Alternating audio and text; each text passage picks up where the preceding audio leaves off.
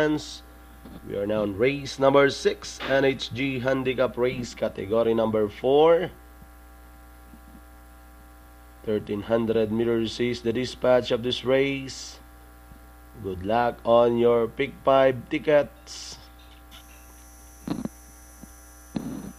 With a favorite, Mr. Jason.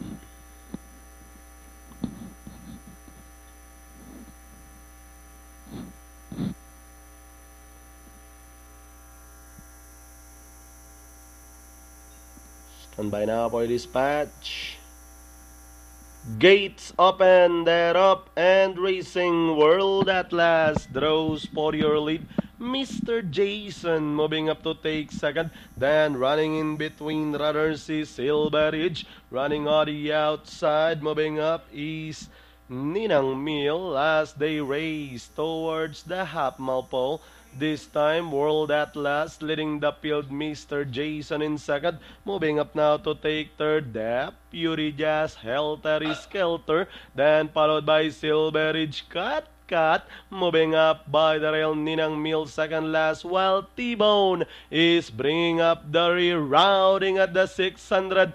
World Atlas leading the field by about 2 lengths. Running in second, Deputy Jazz. Mr. Jason remains in third. Cat in fourth, and Silver Ridge as the action turns for home with World Atlas still leading the field. Deputy Jazz, Cat moving up by the rail.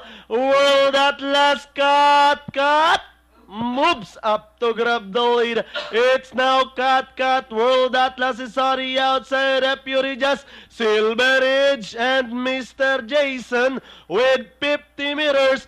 Pamboy Ponce on Cat.